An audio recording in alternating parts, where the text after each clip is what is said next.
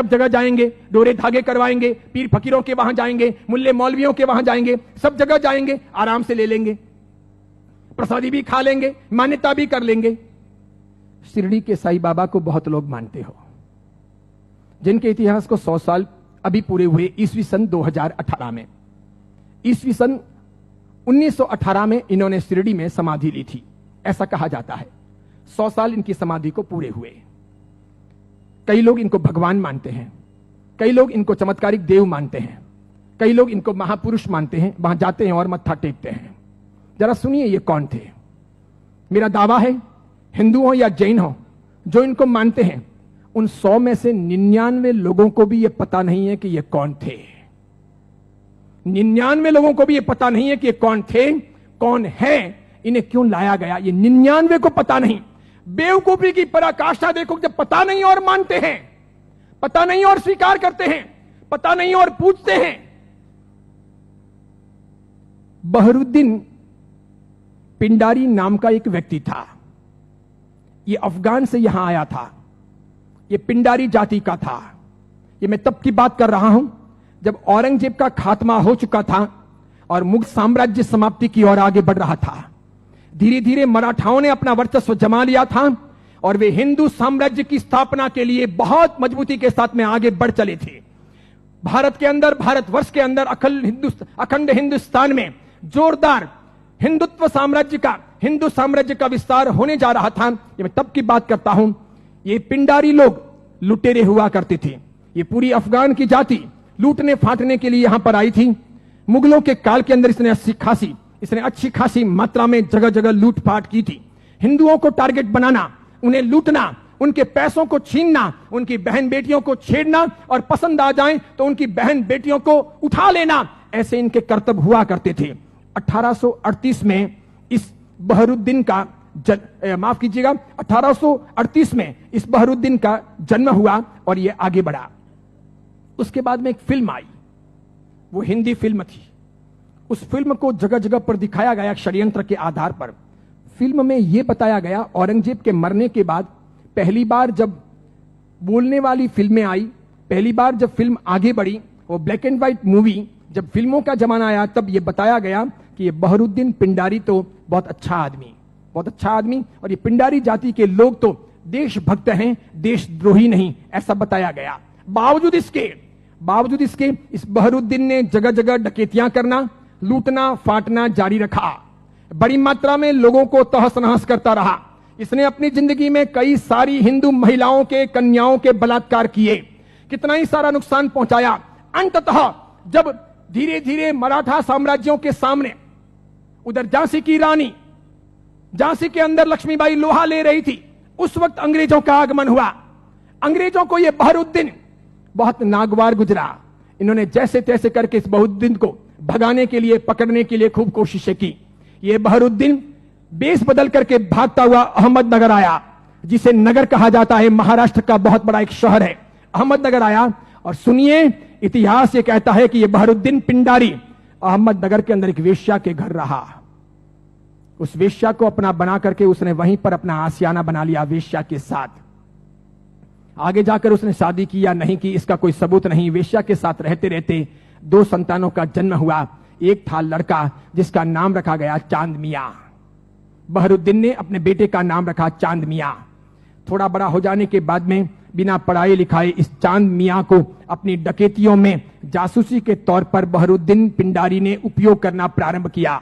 जगह जगह ये चांद मियां, छोटा सा बालक, एक चद्दर लेकर के भिखारी के तौर पर फटे पुराने कपड़े पहन करके अलग अलग जगह पर बैठता, बाजारों में बैठता, आए गए माल की वगैरह बातमियां लेता, किसके घर में क्या आ रहा है जा रहा है ऐसी कोशिश करता। और समय समय पर कभी दिन में, 2 दिन में, 5 दिन में, 10 दिन में अपने पिताजी को, बहरुद्दीन को समाचार पहुंचाता कि आज इस घर में इतना माल आ रहा है या यहां इतना सामान आया है। और इस प्रकार डकैतियों का मामला आगे बढ़ता कि यहां कोई सुरक्षा के प्रबंध नहीं होते हैं, कोई पहरेदार नहीं होते हैं, ये चीज चलती रहती। अंततः परेशान होकर शंकाओं के आधार पर अंग्रेजों ने बहरुद्दीन को तो भगाया, आगे जाकर वो अफगान चला गया, उसकी मौत भी हो गई। चांद मियां, उसका बेटा, छिप छिप करके रहने लगा, बड़ा होता गया। एक दिन अंग्रेजों ने उसे पकड़ा, जेल की सलाखाओं के पीछे डाला। 8 साल तक ये चांद मियां जेल में रहा, अंततः यह छूटा। मराठा ताकत के साथ में अंग्रेजों का मुकाबला कर रहे थे। झांसी की रानी भी किसी भी हालत में अंग्रेजों को घुसने नहीं दे रही थी। अंग्रेजों को लोकल गुंडे चाहिए थे इन लोगों के सामने लड़ने और इनको परेशान करने के लिए। चांद मियां ने पैसे लेकर के झांसी की रानी के खिलाफ में अंग्रेजों के पक्ष में गुंडों को इकट्ठा करने और लड़वाने और मगजमारी करने के लिए तैयारी दिखाई। अंग्रेजों ने अच्छे खासे मोटे पैसे चांद मियां को दिए। ये चांद मियां महाराष्ट्र से ठेठ झांसी गया। अंततः अंग्रेजों के हाथों झांसी की रानी लक्ष्मीबाई को मरवाने में इस चांद मियां की भी भूमिका रही। उसके मरने के बाद इन अंग्रेजों ने उस चांद मियां को नवाजा। कालांतर के अंदर एक नया नुस्खा अपनाने के लिए वो चांद मियां झांसी से आकर के शिरडी पहुंचा। वहां सुलेमानी मुसलमानों के साथ में उसकी पहचान हुई। मूल अफगानी पिंडारी जाति का ये चांद मियां बहरुद्दीन का बेटा वहां जाने के बाद में सुलेमानों के साथ में परिचय में आकर के सुलेमानों के लिए काम करने लगा। मुसलमानों की यह सुलेमानी जाति षड्यंत्र पूर्वक हिंदुओं और मुसलमानों के बीच के भेद मिटाने और धीरे धीरे इस्लाम का भीतर से प्रसार प्रचार करने का कामकाज संभालती थी। ये स्लो पॉइजन देकर के धीरे धीरे लोगों को मुसलमान बनने के लिए अलग अलग तौर तरीकों से कब्रों पर ले जाने या फिर अलग अलग दरगाहों पर ले जाने, उन्हें बदलने, उन्हें चमत्कार दिखाने के तौर पर परिवर्तित करने का काम करती थी। उनको ये चांद मियां मिल गया। वहां इसके लिए एक मस्जिद बनाई गई। मस्जिद का नाम हिंदू रखा गया, इस्लाम की मस्जिद नहीं रखी गई। लोगों को भ्रमित करने के लिए मस्जिद का नाम इस्लाम नहीं रखा गया, मस्जिद का नाम हिंदू के तौर पर रखा गया। इस इंसान ने अपनी जिंदगी में कभी कुछ काम किया हो, कोई साधना की हो, कोई धर्म चलाया हो, कोई धर्म ग्रंथ लिखा हो, कोई बहुत बड़ा व्यापक काम किया हो, ऐसा एक भी उल्लेख आज तक भारतीय इतिहास में नहीं है। सुनिएगा, यही चांद मियां सुलेमानों के परिचय में रहने के बाद धर्म परिवर्तन करवाने, चमत्कारों के आधार पर लोगों को भरमाने के लिए साई बाबा बनाए गए। इसी चांद मियां का नाम आगे हुआ साई। किसने नाम दिया? सुलेमानों ने। उसके लिए एक मस्जिद बनाई गई। बाद में वो हिंदुओं और मुसलमानों के बीच में सामंजस्य स्थापित करने के लिए फरिश्ते के तौर पर प्रस्तुत किया गया। देखिए आप एक मजे की बात, ईस्वी सन 1918 में इसने समाधि ली। उसके पहले फिल्में जब आती थी तब हिंदुओं और मुसलमानों के बीच का बहुत बड़ा भेद था, बहुत भेद। हिंदू मुसलमानों को पसंद नहीं करते थे भारत में, और मुसलमान हिंदुओं को पसंद नहीं करते थे। मुसलमानों को ईश्वर के नाम से बहुत एलर्जी थी, हिंदुओं को अल्लाह के नाम से बहुत एलर्जी थी। अगर आप थोड़े बहुत भी अपने प्राचीन काल में जाएं, मेरे जमाने के आसपास पहुंचे, ईस्वी सन 60 और 70 के दशक में पहुंचे, ईस्वी सन 1960 1970, और तब के जमाने में जितनी फिल्में आई तो फिल्मों में कहीं ना कहीं अल्लाह लाने पड़ते थे या फिर ईश्वर लाने पड़ते थे।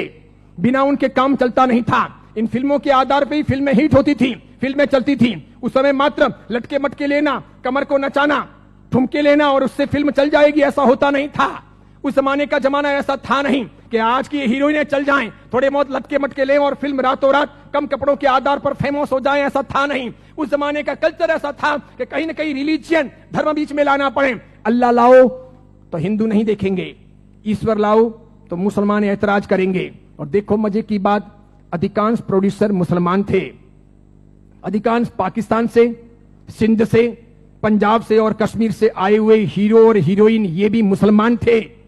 लेकिन नौबत ये थी कि ये मुसलमान हिंदुस्तान के बाजार में अपने असली नाम से चल नहीं सकते, और इसीलिए दिलीप कुमार मुसलमान, उसको अपना नाम बदलना पड़ा। मीना कुमारी मुसलमान, उसको अपना नाम बदलना पड़ा। सुरैया देवानंद से शादी करना चाहती थी, लेकिन मुसलमान होने के नाते स्वीकार नहीं किया गया। पिता ने अनुमति नहीं दी कि हिंदू के साथ शादी नहीं हो सकती, उसे भी अपने नाम बदलने पड़े। 15-20 से अधिक ऐसे हीरो हीरोइन हैं 1960, 1970 और 1980 के दशक के, 1960, 1970 और 1980 के दशक के जिन मुसलमानों को मार्केट में चलने के लिए, स्ट्रेटजी बनाने के लिए अपने नाम बदलने पड़े। वो मुसलमान थे, उनको हिंदू दिखावा करना पड़ा। इधर देखो, जावेद अख्तर हो, सलीम खान हो, नौशाद हो और महमूद खान हो, ये सभी ऐसे प्रोड्यूसर थे जो जन्म से मुसलमान थे, इरादे से मुसलमान थे, हैं भी। इसके सिवाय अन्य अन्य आए और इन लोगों को अपनी फिल्में चलानी थी। इन लोगों ने एक तौर तरीका चलाया कि मुसलमान होने के नाते हिंदुत्व का समर्थन कर नहीं सकते और हिंदू देवी देवताओं को अपने को भ्रष्ट बताना है। क्योंकि आप पुरानी फिल्में देखिए और आज की फिल्में देखिए, किसी भी अल्लाह को कभी गाली नहीं दी जाती, किसी मस्जिद के ऊपर सवाल नहीं किए जाते, कभी कुरान के बारे में कुछ बोला नहीं जाता। लेकिन हिंदू देवी देवताओं की फिल्मों में मजाक होगी। किसी भी हिंदू देवी देवता को मानने वाले पंडित पुजारी को भ्रष्टाचारी, नालायक, रैप करने वाला बताया जाएगा। लेकिन किसी पादरी को, किसी भी मौलवी को रैप करने वाला या भ्रष्ट काम करने वाला नहीं बताया जाएगा। ये सब योजनाएं थी, वो मुसलमान प्रोड्यूसरों ने आगे बढ़ाई। बढ़ाते बढ़ाते उन्होंने वहां बढ़ाई कि उन्होंने देखा कि किसको लाया जाए। तब उन लोगों को साईं बाबा को लाना ठीक लगा कि ये है तो मुसलमान लेकिन हिंदुओं के बीच में खप जाएगा, है मुसलमान हिंदुओं के बीच में बिक भी जाएगा, है मुसलमान हिंदू मुस्लिम के बीच में अपना रास्ता अच्छा सा तय करवा देगा। तो पहली आई 1977 में फिल्म अमर अकबर एंथोनी। ऋषि कपूर ने उसमें इस साईं बाबा के नाम पर एक लाजवाब गीत गाया, हाथों हाथ वो बिका। फिल्म बहुत चली। देखो आप, फिल्म हिट हुई, बाबा भी हिट हो गए। फिल्म हिट हुई, बाबा भी हिट हो गए। मुझे यह बताओ, साईं बाबा का कौन सा धर्म ग्रंथ है? उन्होंने अपनी जिंदगी में, ये चांद मियां ने जो 8 साल तक जेल रहे, पिताजी के लिए जासूसी का काम किया, अंग्रेजों के हाथों बिके, झांसी की रानी लक्ष्मीबाई को मरवाने में जिसकी भूमिका रही, मराठाओं को बदनाम करने के लिए उसने बहुत काम किया, मराठाओं के स्वाभिमान को तोड़ने के लिए उसने बहुत काम किए, बहुत काम किए। क्योंकि मराठा एकदम पक्के कट्टर हिंदुत्ववादी, उन्होंने ये मंजूर नहीं था, तो उनके स्वाभिमान को ठेस पहुंचाने के लिए उसने बहुत काम किए। और उस आदमी को रातों रात साईं बाबा बना दिया गया, महिमा मंडित कर दिया गया। कैसी जोरदार ये सेल्स पॉलिसी थी। हाथों हाथ बाजार में बिके। कैसे बिके कि जब पहली बार 1918 में इन्होंने समाधि ली, तो 1918, 1919, 1920, 1921, 1922 का ऑडिट देखिए तो इनके शिरडी के साईं बाबा मंदिर का ऑडिट का आमदनी का स्रोत है 1800 रुपए, 2000 रुपए, 2500 रुपए, आखिर में है 3200 रुपए। 1918 से 1925 के बीच में 3200 रुपए की आमदनी वाले ये बाबा क्या हिट हुए, और पागलों की तरह हिंदुओं ने और जैनों ने कितना उनको हिट किया, कितने वो वहां गए, कितने मत्थे टेके और कितना पैसा बर्बाद किया कि आज शिरडी के साईं बाबा के मंदिर की वार्षिक आमदनी है 371 करोड़, 371 करोड़। वहां मुसलमान जाने वाले 5% भी नहीं, वहां जाने वाले मुसलमान 5% भी नहीं, और जाने वाले हिंदू और जैन 95%, पैसे खर्च करने वाले अधिकांश 95%। मुझे बताइए, हिंदू धर्म के कौन से ग्रंथ में इनके बारे में क्या लिखा है? उपनिषदों में, वेदों में, महाभारत में, रामायण में, उसके बाद के किसी साहित्य में कि कभी शिरडी के साईं बाबा होंगे या हुए हैं, क्या वो फरिश्ते हैं, वो कोई अवतारी हैं, वो कोई हिंदू देवी देवता हैं? बिल्कुल नहीं। लेकिन हिंदू धर्म को भ्रष्ट करने, उनको बहलाने फुसलाने के लिए काम किया गया और ये सफल हो गया, सफल हो गया। हाथों हाथ ये बिक गए। आज तो देखिए, आज हिंदुस्तान के अधिकांश हिंदू मंदिरों में हिंदुओं के देवी देवता छोटे हो गए हैं, साईं बाबा बड़े हो गए हैं। हिंदुओं के देवी देवता साइड में हो गए हैं, साईं बाबा प्रमुख हो गए हैं। हिंदुओं के देवी देवता कम कमाऊ हो गए हैं, साईं बाबा अधिक कमाऊ हो गए हैं। जिसको भी अपनी दुकानदारी चलानी हो और भगवानों के नाम पर, देवी देवताओं के नाम पर पैसा कमाना हो, साईं बाबा की मूर्ति ला दो। आप भी प्रयोग कर सकते हो। दुकान बराबर नहीं चलती हो तो दुकान के बाहर बिठा दो, धनाधन उसका गल्ला अच्छा चलेगा, आपकी दुकान के गल्ले से भी अच्छा। बस ऐसी बात हो गई। चमत्कारों के तौर पर मुझे बताइए कि उन्होंने क्या किया, उनसे क्या हुआ? बताइए कि शिरडी जाने वाले सभी लोग अमीर हुए, सभी की गरीबी दूर हो गई, सब लखपति करोड़पति हुए, अरबपति हुए? क्या सभी के दुख दूर हो गए?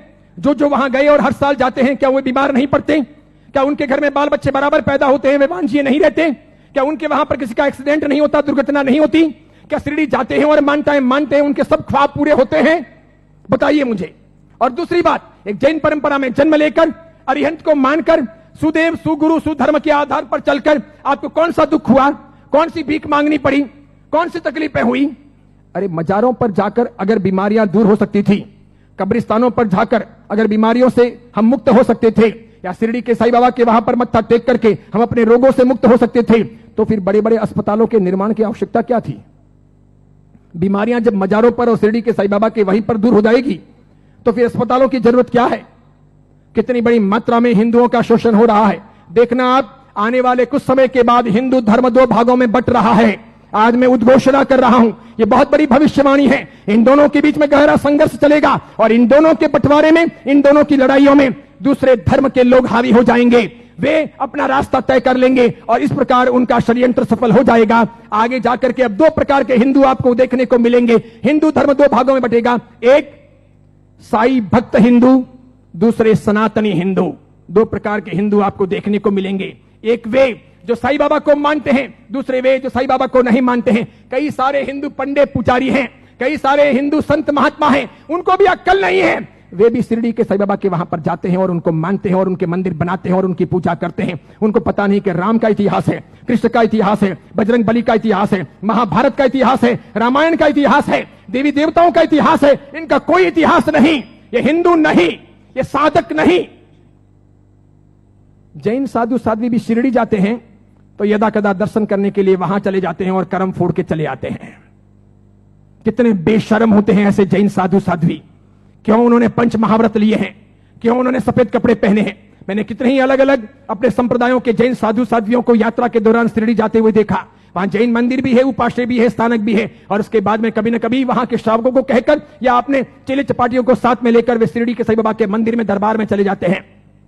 जिस इंसान ने बलात्कार किया हो, डकैतियां की हो, चीना चपटी की हो, जिसने झांसी की रानी को मरवाया हो, जिसने हिंदुत्व का नाश किया हो, जिसका ऐसा कामकाज रहा हो, उसको रातों रात फरिश्ता बनाया गया हो और उसे हम पूजे। ये कौन से देवी देवता हुए? ये कौन सा चमत्कार हुआ? ये क्या क्या साधना के उच्चतम बिंदु हुए? बताइए, आदर्श कहां है? नैतिकता कहां है? योग्यता कहां है? बहुत सारे लोग ख्वाजा मोइनुद्दीन चिश्ती की दरगाह पर जाते हैं,